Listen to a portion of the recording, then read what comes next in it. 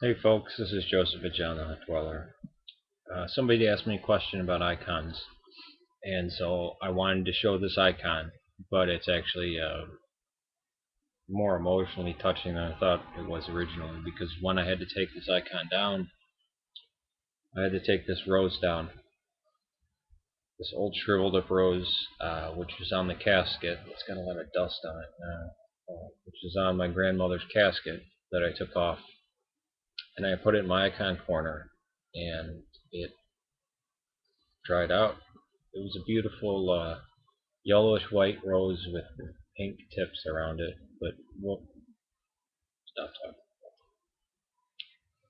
This is the icon. It is called the Black Madonna. And is her skin dark because they painted it that way, or was it because of candles? A lot of people say candles, but it's very funny that you can see it in the coloring that it's actually darker. It can't just be from the candles because they intentionally did it with shading.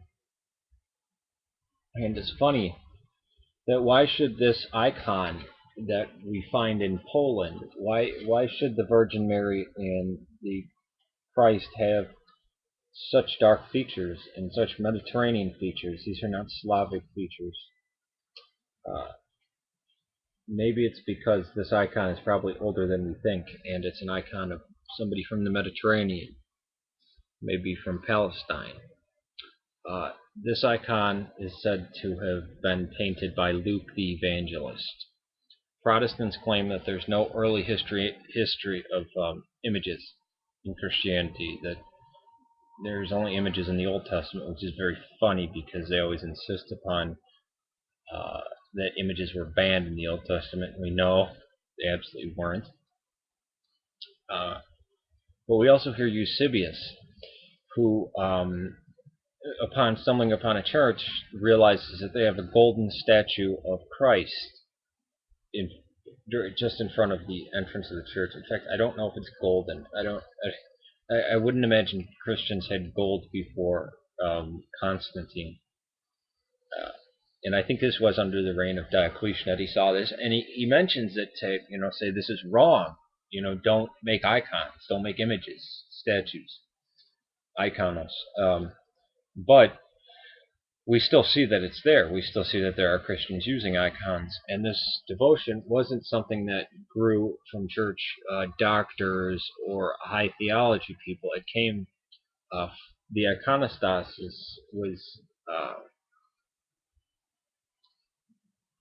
and the icon, while separating the sanctuary from the rest of the church, people would put up images on there to reverence them because they were from Roman culture, which was very image based, and they knew that this wasn't God.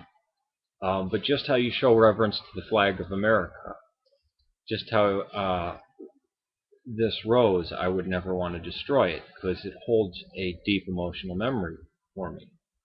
And that's how we use images. When you see the face of the Virgin Mary, she's very stereotypical.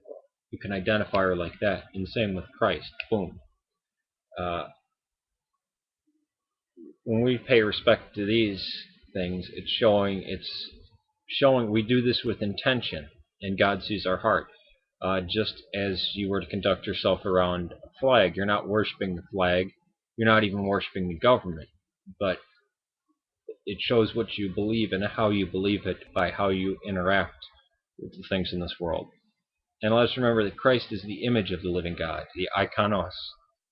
Uh, so all arguments, it doesn't matter whether you quote Eusebius or whether you talk about the Black Madonna, we have Christ, the God who is infinite and eternal, who stands outside of the heavens and is endless and limitless and inconceivable and incomprehensible, that he took on flesh.